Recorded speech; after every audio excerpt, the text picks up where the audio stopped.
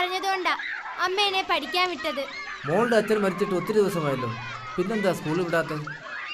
അമ്മ പറഞ്ഞു അച്ഛൻ എയ്ഡ്സ് വന്നാ മരിച്ചേന്ന്, അതുകൊണ്ട് സ്കൂളിൽ ആരും കൂട്ടുകൂടില്ലാന്ന്. അതൊക്കെ മോളുടെ അമ്മയ്ക്ക് വെറുതെ തോന്നിയതാ. ഇവിടെ ഒരു കുഴപ്പവുമില്ല, മോള് ചെല്ലേ. ആ ശരി സാർ.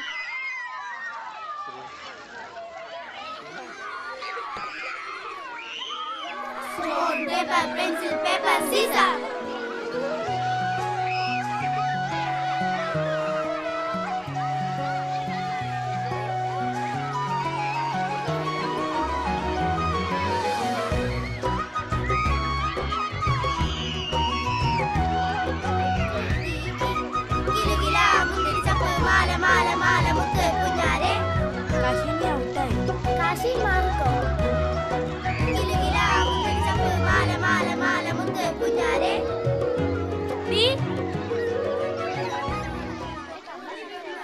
അനുമോൾ വരുന്നു, നമുക്ക് അവളടുത്തേക്ക് പോയാലോ? അവളോടൊന്ന് കൂട്ടുവേണ്ടെന്ന് എന്റെ അമ്മ പറഞ്ഞത്. അതെ അതെ, എന്റെ അമ്മ അതാ പറഞ്ഞത്. എന്നാ നമുക്ക് അവളോട് കൂട്ടൊന്നും കൂടണ്ട. ഹായ്, എന്താ നിങ്ങൾ ആരും എന്നോട് മിണ്ടാത്തേ? വീട്ടിലാണെങ്കിൽ ആശ്വസിപ്പിക്കാൻ കൂടി ആരും വരുന്നില്ല. നിങ്ങളോട് കൂടുമ്പോ എല്ലാം മറക്കുമെന്നാ ഞാൻ കരുതിയേ.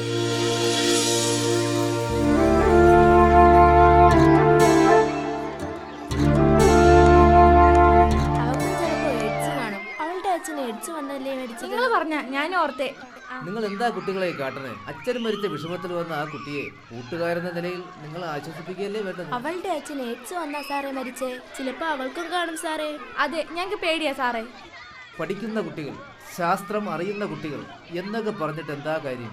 തെറ്റിദ്ധാരണയല്ലേ എല്ലാവർക്കും. ഞാൻ പറഞ്ഞാൽ നിങ്ങൾക്ക് വിശ്വാസക്കുറവ് വരും.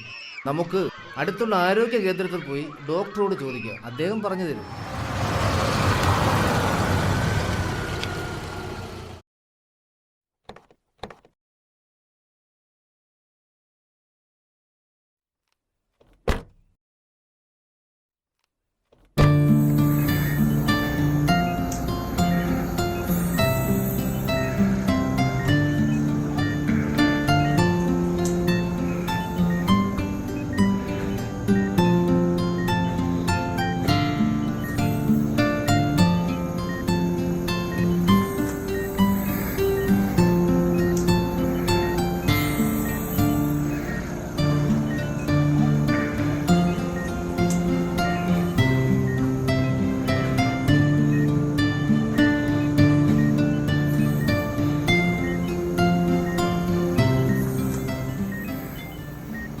നിങ്ങളുടെ പ്രശ്നം സാർ വിളിച്ച് പറഞ്ഞു.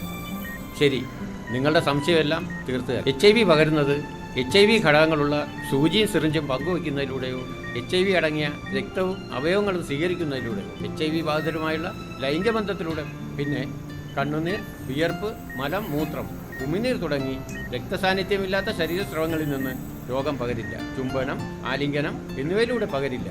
അണുബാധിതർ പാകം ചെയ്ത ഭക്ഷണം കഴിക്കുന്നതിലൂടെയോ HIV പകരില്ല. കൂടെ കളിക്കുകയോ ചേർന്നിരുന്ന് പഠിക്കുകയോ ചെയ്തതുകൊണ്ടൊന്നും എയ്ഡ്സ് പകരില്ല. മനസ്സിലായല്ലോ? എന്നാൽ ശരി.